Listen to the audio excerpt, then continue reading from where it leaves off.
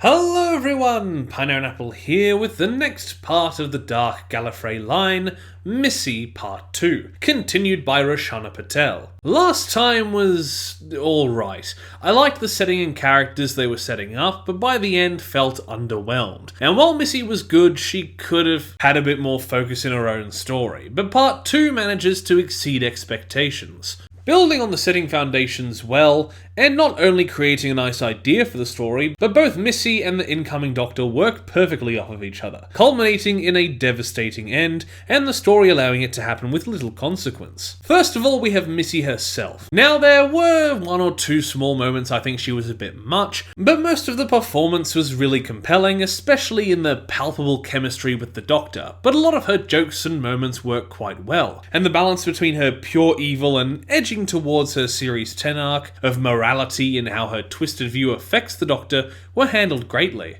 And I'm excited to see where she goes after everything that happened here. Her actions by the end would really allow us to see something in Missy that explores why she took such a turn when confronted in extremis. Of course, to match Missy, we have the Doctor, but probably not the one you were expecting. Not the one she was expecting, and not even the 7 we usually see, because much like the last two stories in Dark Gallifrey, we continue the trend of the Doctor in these not being the true Doctor. And that fact is used really well here, as Missy, well, you know.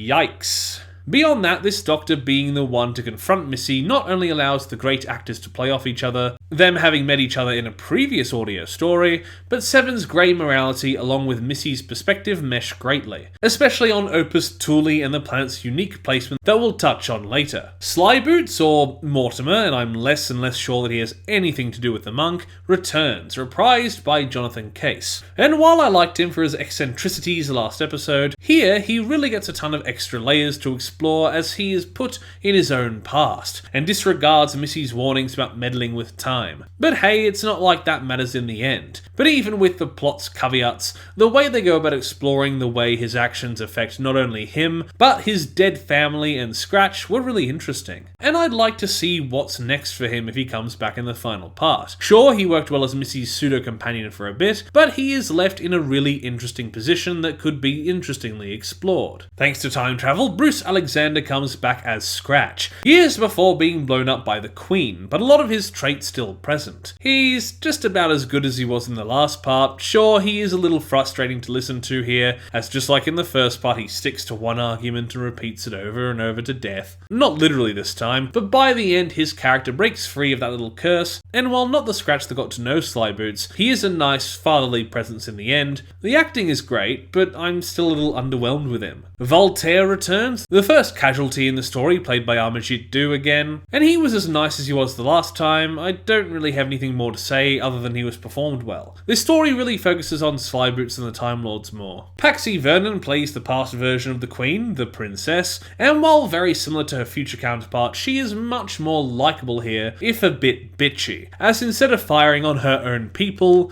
by the end she's leaping into action, battling the malevolence in the streets to protect them. I like the heel turn, as the way this story plays with time travel and the consequences, there being negatives and positives, is explored well in the ending where she gets her character shift, and Slyboots realises that things may be better for the younger version of him and his family, but he doesn't get his prize. John Edgley Bond returns as the Automatons and once again has a nice voice, but they barely do anything, seemingly mostly there to explore the life crystals as a concept, and to be vulnerable to mind control so the heroes have bodies to fight against, so that the malevolence has a physical presence once it possesses them. So what actually happens in the story? After a lengthy previously on segment, the evil voice that seems to be the malevolence, the ancient evil that the Doctor supposedly beat all those years ago, drops Missy and Slyboots on the ship where the final battle takes place. The Princess Not Yet Queen is tasking the Doctor to beat the malevolence, but Missy is a little concerned which Doctor's here, going so far as interrupting the opening theme to ask which one is involved.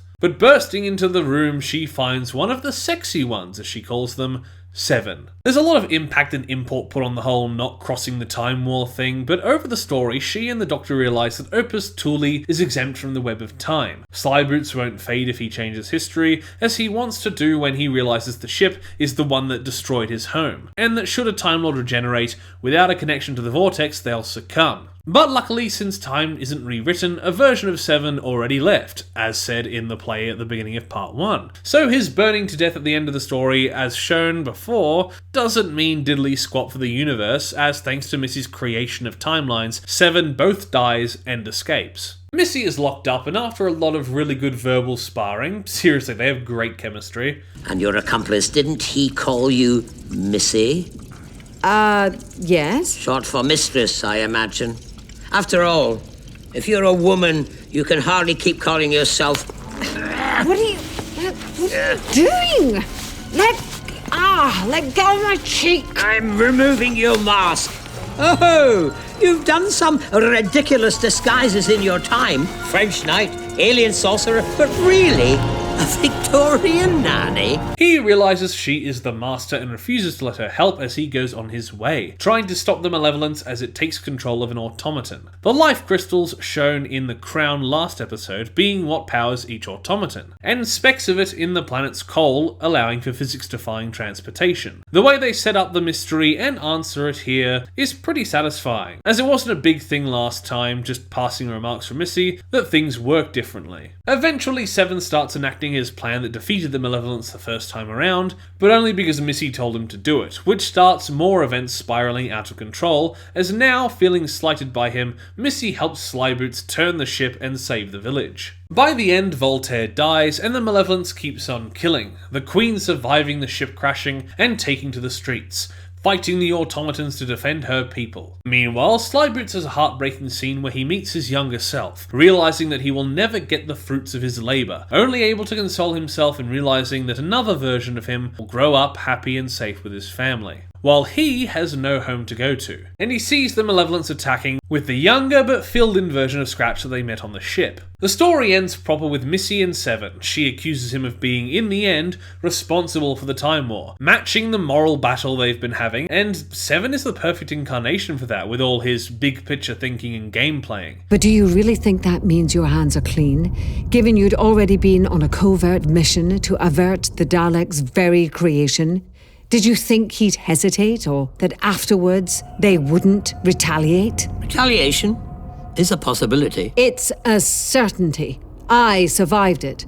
I watched the universe burn, and all the dark deeds I've ever done pale into insignificance against its death toll. He decides to use the life crystals to fix his TARDIS, probably how he escaped in the real timeline. But when Seven tells her he'll imprison her and take her for trial and to be rehabilitated, and after a rare moment of emotion from Missy, as she had told Voltaire his world was fine even if it had been destroyed in the Time War, she moves to the ultimate point prover, lighting a match and locking Seven away to die. Missy has a sobering moment where she regrets having to kill him, truly regretting her actions, and that's where the story leaves off. Sure, the Doctor will be fine, or is already fine, whatever, but whether this version of events will truly stay in place is up to part 3. Whether this is the actual Missy and will continue into her story arc, or is just an offshoot of Missy that can do whatever she pleases. So that was Dark Gallifrey Missy Part 2, and it was leagues better than Part 1, taking everything built there and exploring the concepts further, making Slyboots more interesting,